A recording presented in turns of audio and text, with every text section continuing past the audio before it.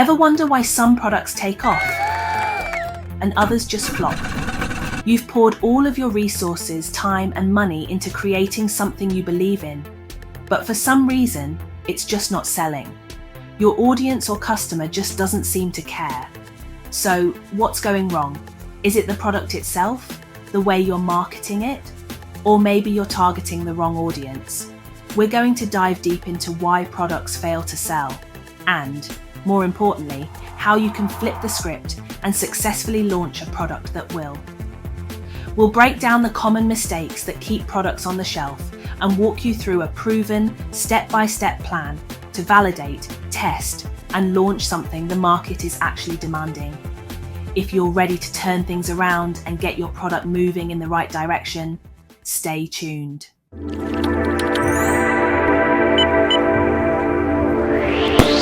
The first mistake most people make is not understanding the market and therefore not solving a real problem. You've probably got a great product idea and you're confident that if you could get it in front of the right users, they would love it. But the truth is, until you've validated the market, you just don't know what you don't know. The first step in this journey is to understand the market and ensure we're solving a meaningful problem. It's not enough to have a good idea.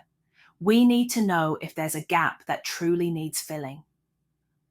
Start by digging deep into market research. What are the factors shaping the market and industry you're entering? Look at competitors, their offerings, and most importantly, what they're missing. Then you've got to identify your potential customer and learn everything about them. Who are they? What do they care about? The more insight you collect on all of the above, the better positioned you'll be to deliver a product the market will respond to. So, how do you validate the market opportunity you suspect is there? Research and segmentation will lead the way. When you're trying to break into a new market or even expand in the one you're in, it's all about understanding the landscape. That's where marketing, customer, and competitor research come in. But what does that actually mean in practice? Let's break it down. Market research is all about getting the lay of the land. First off, what's the size of the market you're trying to enter? Is it growing or shrinking? What are the key trends? All of these questions are important because they help you determine if there's an actual opportunity for your product or service. For instance, maybe you're selling a security solution. You'll want to know what your customers' biggest security concerns are, how well they understand security threats that are targeting them, what are they willing to pay, what are the blockers, how long might it take to integrate, and how might this complicate the sell? Is the market saturated with other security solutions? How can you differentiate? What does your product do that's better than the competition? Market research helps you find that sweet spot where your offering can thrive. Customer research is all about knowing who you're talking to.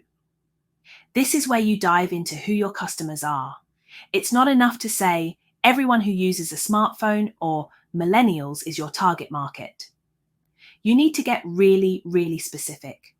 By conducting surveys, interviews, lurking on Reddit, or even in the comments section of popular videos, you can get inside the mind of your customer.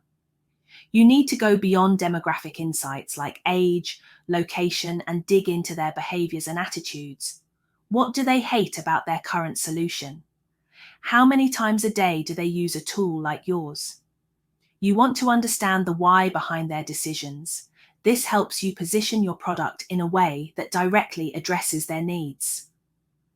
Then you have competitor research. You don't want to launch blindly into a market without knowing who you're up against. You can look at what your competitors are doing right, and more importantly, what they're getting horribly wrong. What's their pricing model? How are they marketing their product? What kind of reviews are they getting? All of these insights can help you find your niche and stand out. The segmentation process is all about sizing the market correctly.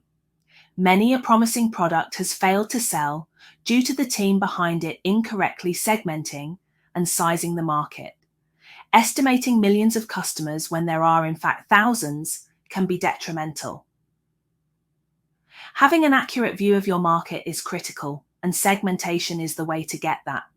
It involves looking at absolutely everyone who could be a customer, splitting them into groups or segments, and then valuing each segment. For example, let's say you're marketing an exercise app. Market segmentation is going to break your audience into smaller groups to better target them. You'd look at things like age, fitness goals, or workout habits. Pretty much anyone can benefit from an exercise app, people of all ages, genders, and locations, so you've potentially got a big market. So you want to segment it by focusing on key characteristics related to demographics and behaviors. You may end up with segments like busy young professionals who want quick workouts at home, or maybe seniors who need low-impact routines. By understanding what each group wants, you can create features and marketing that speak directly to them and target them on channels you know they use. Then, perhaps the most important part of the segmentation process, sizing and valuing each segment. Using desk research, papers, reports, census data, and whatever reputable sources you can find, you want to learn how many buyers exist in each segment. Let's revisit our security technology solution example. Segmentation is going to help you split the market into different types of companies that could benefit from your security software. One of your segments may be healthcare companies in Aberdeen. Data you find online tells you there are 10 of this specific type of healthcare company in Aberdeen. One annual license of your software is sold at £1,000. So now you know that the Aberdeen healthcare segment in your segmentation grid is worth up to £10,000. When you've done this for all of your segments, you will be able to work out how much each segment makes up of the whole market.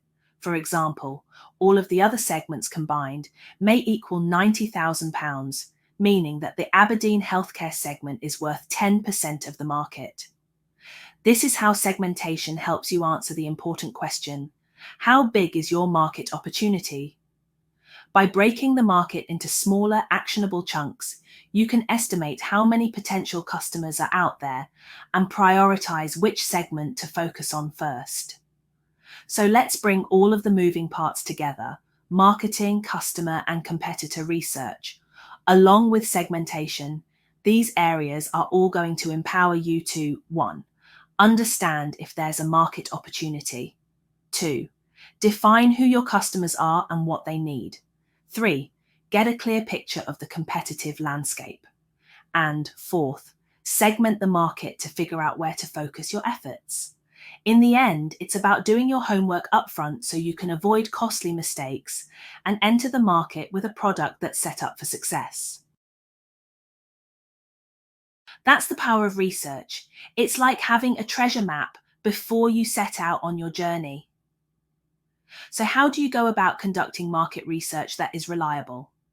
The best market research methods include surveys for collecting quantitative data on customer preferences, interviews for gaining in-depth qualitative insights, and focus groups to explore group dynamics and reactions. Surveys are cost-effective and scalable, but may lack depth, while interviews provide detailed understanding but can be time-consuming. Focus groups are useful for uncovering collective attitudes, though they can be influenced by groupthink. Additionally, you should consider desk research if budget or time is limited. This includes download reports, research papers, white papers, articles, books, listen to podcasts, and watch videos from reputable publications. Each method serves different goals, and selecting the right one depends on the research objectives and available resources. Mistake number 2, you don't have a defined value proposition. This is the foundation of your product's identity in the market. What makes your solution unique? How does it stand out in a crowded marketplace? And most critically, why should customers care? This is where we articulate the problem-solution fit. What specific problem are we solving? And how is our approach different from what's already out there? To create a clear value proposition, use all of that research you have done to identify your target audience and their main problem or need. Then, match that need to your product's features. Create messaging to explain how your product solves that problem better than the competition. Keep it simple and focus on what makes your product unique and why it benefits the customer. If we use that fitness app example, your value proposition could be quick, personalized workouts for busy professionals to stay fit without leaving home. In this case, you effectively address the competition, which might be other fitness apps that aren't personalized, and you go beyond apps and challenge gyms which force users to leave their home. You also speak to their need for speed, as we know based on the research we should have done that this customer is time poor and values speed and ease. Mistake number 3, you haven't tested. The next step is to create a minimum viable product, an MVP, and test it. This is a simple, functional version of your product that solves the core problem and allows early users to interact with it. The goal at this stage is to collect feedback and learn, rather than aim for perfection. Once the MVP is ready, we refine our go-to-market hypothesis by testing pricing models with our core audience and exploring ways to reach them, all while remaining flexible as we learn from the unexpected. Remaining open to the unexpected is so critical here. Remember, you don't know what you don't know. So market testing is key. This can involve running landing pages, testing ad campaigns, or pilot programs to gauge the market's response through metrics like engagement rates, downloads, waitlist signups, and pre-orders. If the response is underwhelming, it may signal a need to tweak messaging, reassess the segment you're targeting, or change the product itself. Finally, we experiment with the sales funnel through a soft launch, allowing early adopters to test this MVP, simulate a real-world sales process, and collect valuable feedback, which helps refine the conversion process before scaling. So, create an MVP and test it, test the marketing, then test the sales funnel, and do all of this before you go to market for real. Mistake number 4, not iterating based on feedback.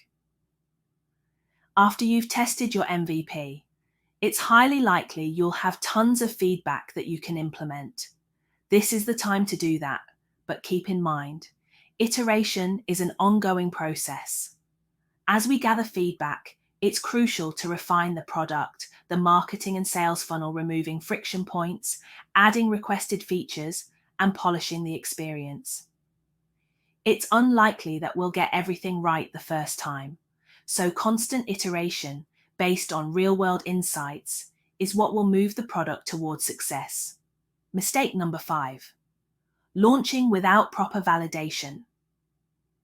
Proper validation invites you to focus on the financial viability of the product and correctly prepare for either a pre-order campaign or a full-scale product launch.